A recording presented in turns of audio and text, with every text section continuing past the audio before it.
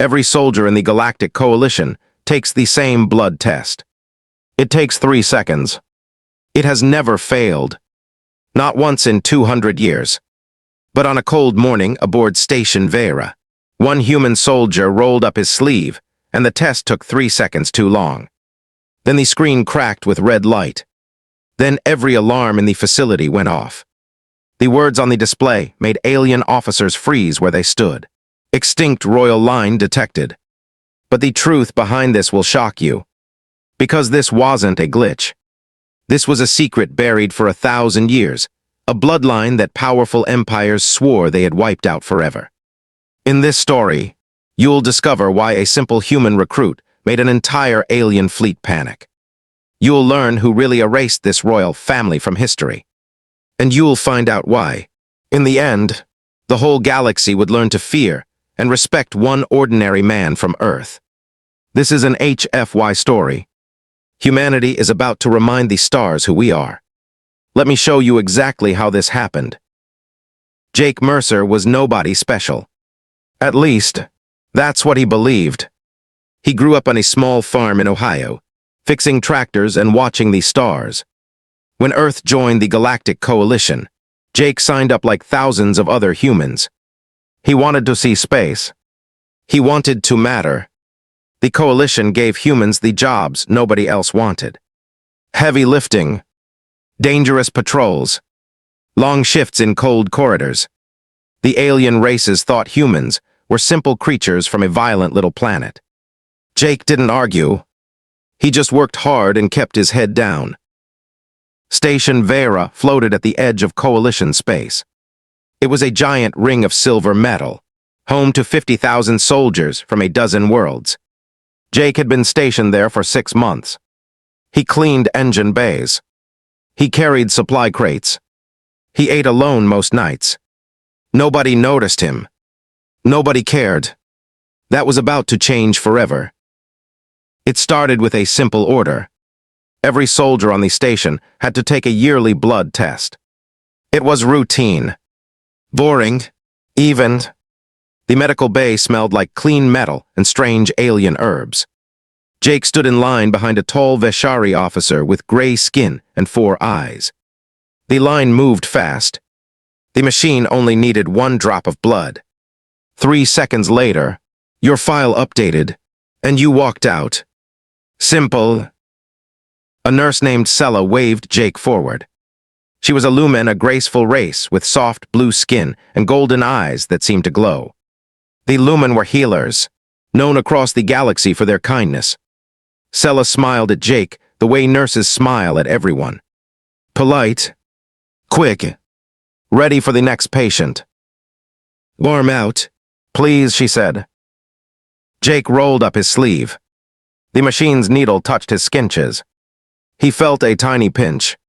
1 drop of red blood slid into the scanner. Jake counted in his head, like he always did. 1 second, 2 seconds, 3 seconds. Nothing happened. Sella's smile faded. She tapped the screen. That's odd, she whispered. 4 seconds. 5 seconds.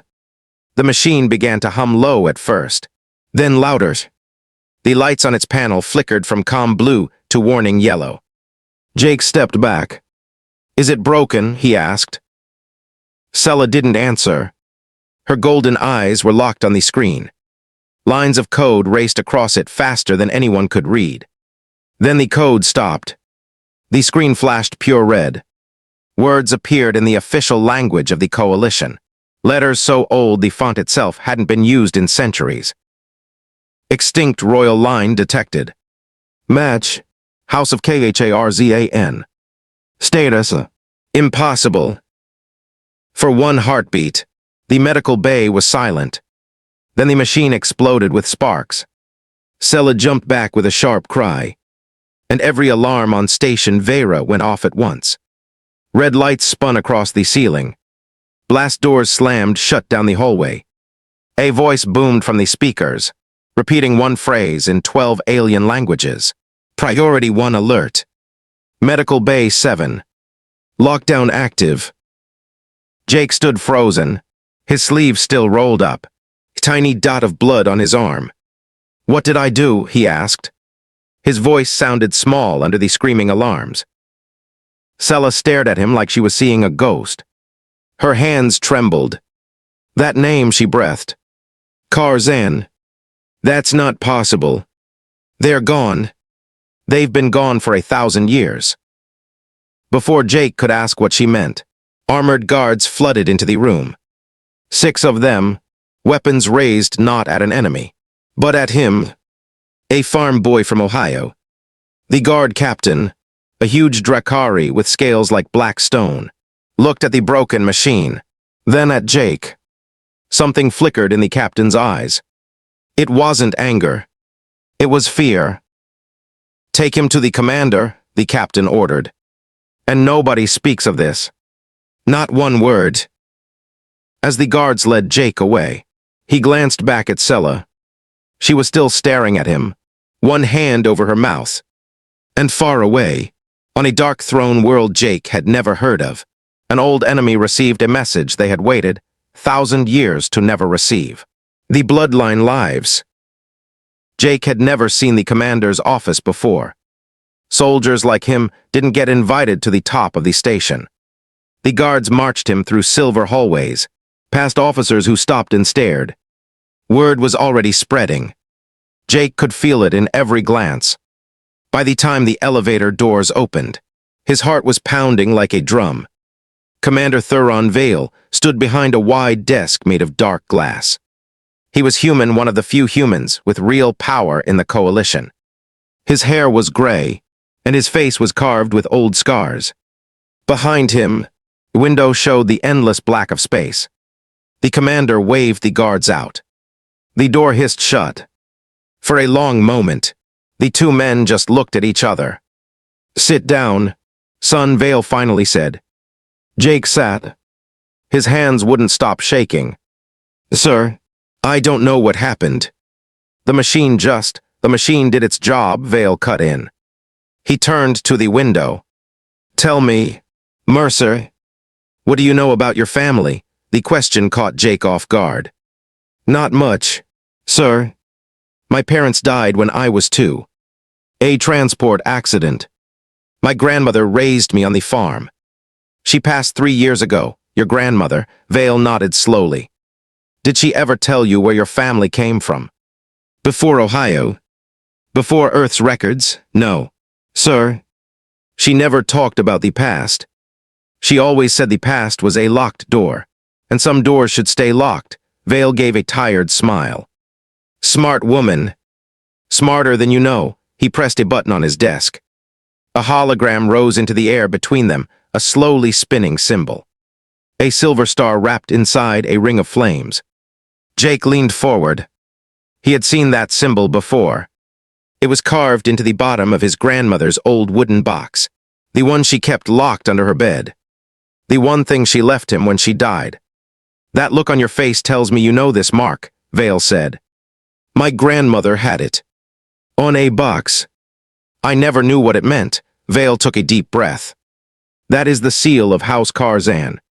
1,000 years ago, before humans ever touched the stars, the Karzan ruled a quarter of this galaxy. They were not conquerors, Mercer. They were protectors. Under their rule, there was peace. Small worlds were safe. The strong could not crush the weak." He paused. "Then the Vorath Empire rose. They wanted everything the Karzan protected. So they did the unthinkable. In one single night, they attacked the royal homeworld. They burned it. Every palace, every city, every name. History calls it the Night of Ash. The galaxy believes the entire royal bloodline died screaming." Jake's mouth went dry. "But the machine said the bloodline is sitting in my office." Vale's eyes locked onto Jake's. "According to the genetic scan, you are a direct descendant. Reportedly, one royal child escaped the Night of Ash. Sources from that era suggest a loyal guard smuggled the infant onto a ship and vanished beyond the map. The Vorath hunted that ship for 200 years. They never found it. Now I think I know why." He pointed at Jake. It went somewhere no one was looking. A backwater blue planet. Earth. Jake stood up so fast his chair tipped over. Sir, I fix engines. I grew up pulling weeds. I am not king, no, Vale agreed. You're something more dangerous. Your hope. He walked closer, lowering his voice. Listen carefully. The Karzan name still means something out there. Dozens of worlds still pray for their return. If word gets out that an heir lives and that he's human, everything changes. The coalition. The balance of power. Everything. A sharp beep interrupted him. Vale checked his screen, and his face turned to stone. What is it? Jake asked. The alert from the blood scanner. It wasn't just local. Vale looked up slowly. It was broadcast on an old emergency channel. A channel the Vorath still monitor. The room felt suddenly cold. They know, Vale said quietly. And a Vorath war fleet just changed course. They're coming here. For you. The next hours moved like a storm. Commander Vale called an emergency meeting with the station's top officers. Jake stood in the corner of the war room, feeling like a mouse surrounded by giants. Alien generals argued in sharp voices. Holograms of the Vorath fleet floated above the table. 40 black warships, shaped like blades, cutting through space toward Station Vera. We must hand him over, hissed General Kor, a Vishari with cold eyes. One human is not worth 50,000 lives. The Vorath will burn this station to get him. Hand him over. Vale's fist hit the table. The moment we trade a life for safety, the coalition means nothing. He is not just a life, Kor shot back. He is a walking war. The room erupted. Voices clashed. And through it all, Jake stared at the black ships on the hologram. 40 warships. For him, a week ago, his biggest worry was a broken coolant pump. He slipped out of the room. Nobody stopped him. In the hallway, he found Sella waiting, her golden eyes worried. You shouldn't be alone right now, she said. I needed air. Jake leaned against the wall. They're talking about me like I'm a bomb, to some of them. You are. Sella was quiet for a moment. Then she said something he didn't expect. My grandmother used to sing songs about the Karzan. Old Lumen songs. She said that when the royal house ruled, no Lumen child ever went hungry. She said the stars were kinder then. Her voice softened. When I saw that name on the screen, I didn't see a bomb. Jake.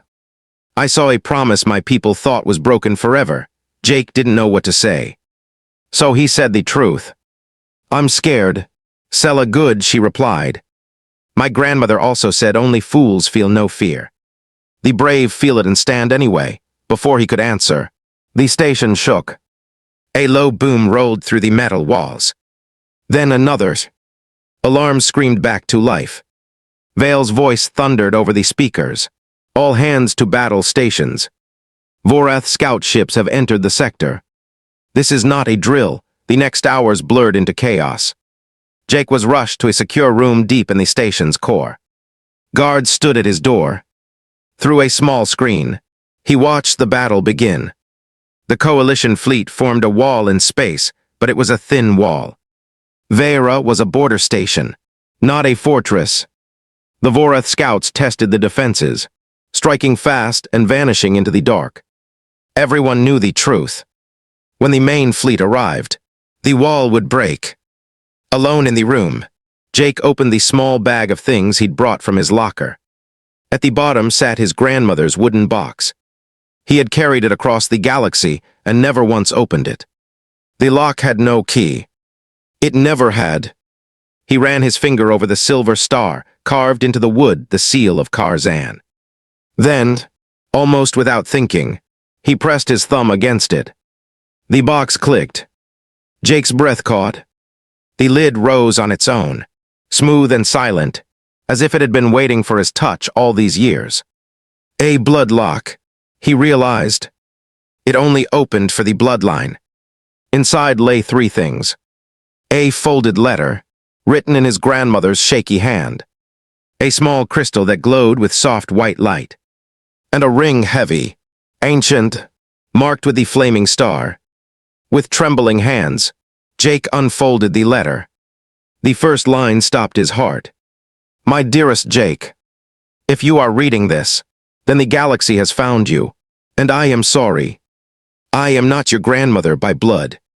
I was the last royal guard of House Karzan.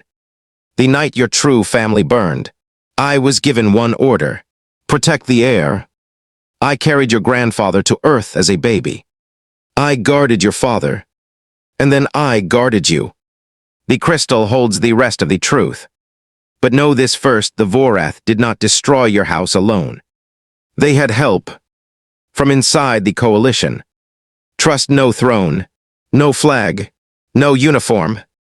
Trust only the worthy. You will know them by their courage, not their rank. The crystal began to glow brighter. The crystal rose from the box and floated above Jake's palm.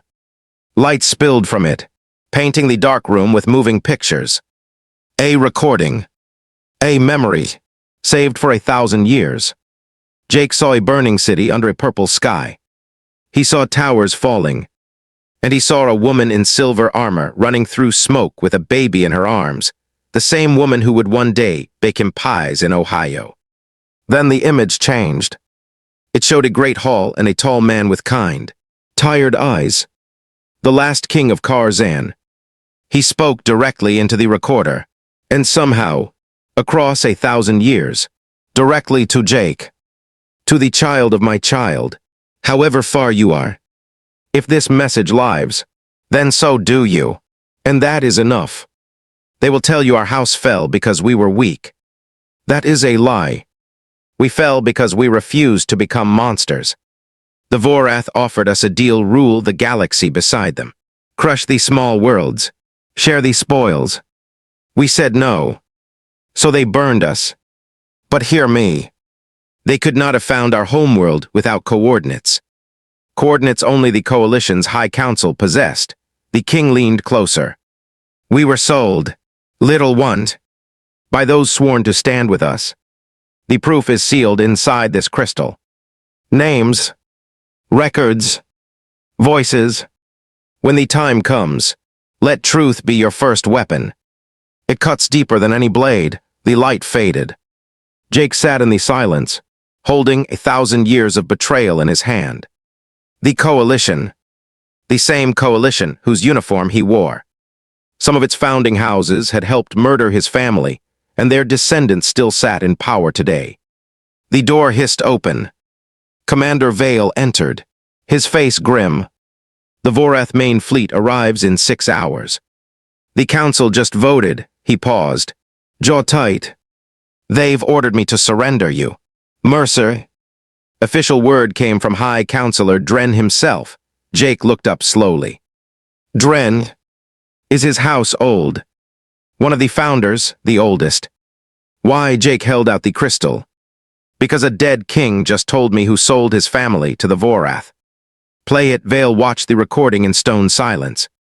When the proof scrolled past signal logs, payment records, a voice from 1,000 years ago that matched the bloodline of House Dren, the commander, aged 10 years in 10 seconds.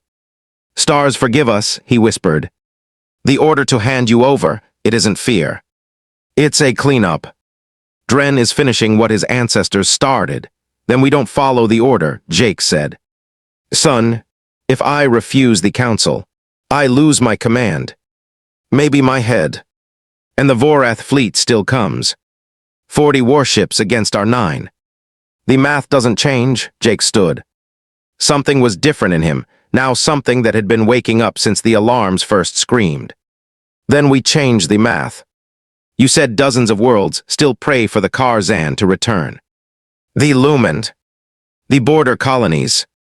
The small worlds the Coalition ignores. He lifted the ancient ring from the box and slid it onto his finger. It fit perfectly. So let's stop hiding me. Broadcast everything. The blood test. The king's message. Dren's betrayal. All of it. On every open channel.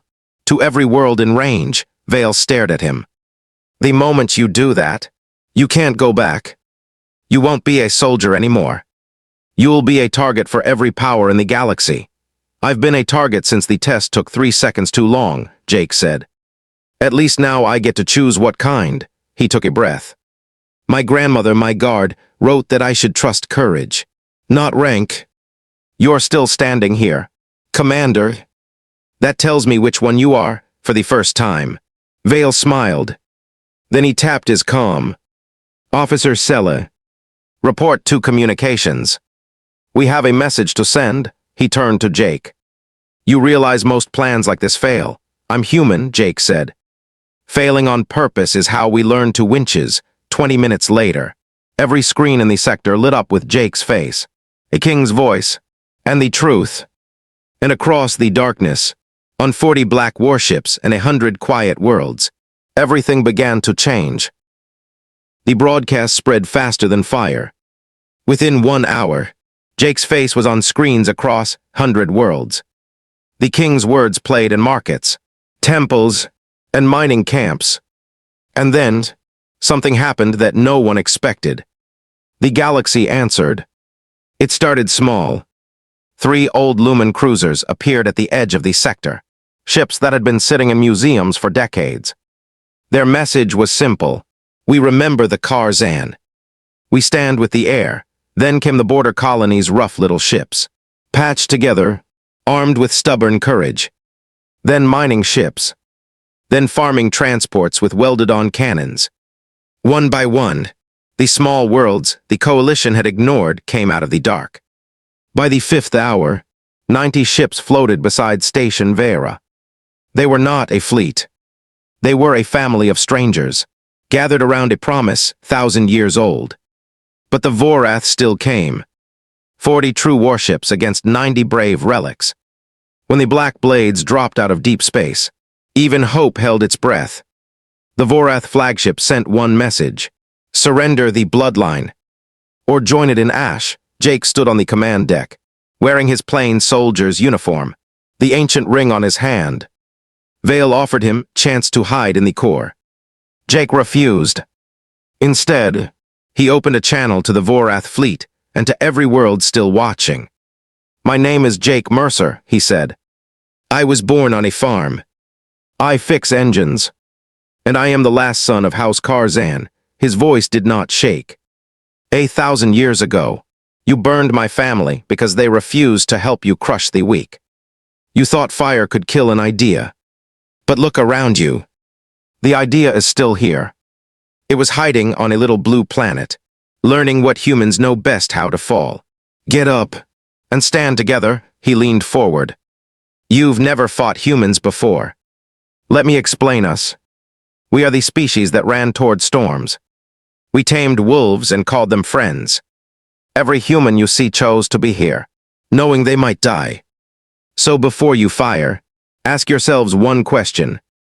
If one drop of human blood crashed your ancient system, what do you think the rest of us will do? Silence. Then the Vorath fired. The Battle of Vera lasted 9 hours. The old coalition books said the station should have fallen in 2. But the Vorath had planned for ships, not for stubbornness. Human damage teams kept dead ships fighting. Mining vessels rammed warships and bilayed out laughing. Sella's medical bay saved soldiers the Vorath had counted as kills. Jake himself dragged wounded gunners from burning decks, the royal ring glowing on a hand black with soot. And at the darkest hour, when the line nearly broke, new ships arrived. Coalition ships. Dozens of captains who had seen the broadcast and chose courage over orders, led by officers who arrested High Counselor Dren on live channels as proof of his ancient family's treason spread through the fleet.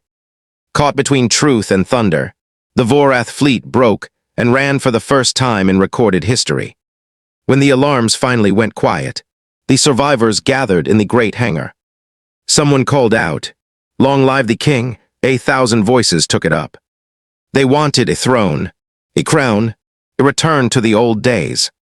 Jake climbed onto a supply crate and raised his hand for quiet. My family ruled because the weak needed a shield, he said. But I watched farmers and nurses and engine cleaners become that shield today. So no, I won't be your king. He pulled off the ring and held it up. House Karzan won't return as a throne. It will return as a promise. A free alliance of worlds where the strong protect the small. Not because Crown commands it. Because it's right. And the first law is this. No one stands alone. They say the cheer that followed was heard on 3 decks at once. And on a quiet screen in the medical bay, the blood scanner repaired at last updated one final record. Name, Jake Mercer. House, Kharzan. Status, not extinct. Status, never was. But here is the twist no one saw coming. Months later, historians studied the old royal records Jake unlocked. Reportedly, they found one final file, sealed by the king himself. It revealed that the royal guard who fled to Earth didn't choose the planet by accident. The Karzan had studied humanity in secret for years. The file's last line read, "If our light ever dies, plant the seed among humans. They are what we always tried to teach the galaxy to be. The bloodline didn't save humanity. Humanity was chosen to save the bloodline. The test that took 3 seconds too long wasn't a system failure at all, it was a 1,000-year-old plan, finishing exactly on time. Just like the alarms that started this story, the truth rang out where no one expected it. If this opened your eyes, then remember what this story really showed us. A nobody from Ohio carried the most important blood in the galaxy and never knew it. The strongest weapon wasn't a warship, it was the truth, broadcast at the right moment. And real royalty isn't a crown. It's standing up when running would be easier. If this story gave you chills, hit that like button and subscribe, because next week, we're telling the story of a human janitor on an alien battle station who turned out to be the galaxy's most feared war hero. You won't want to miss it. Turn on the notification bell so it finds you. And here's this week's question for the comments. If a blood test revealed you were the last heir of Forgotten Empire, would you take the throne or walk away like Jake? Drop your answer below. We read every single comment. Until next time, stay curious, stay brave, and remember, no one stands alone.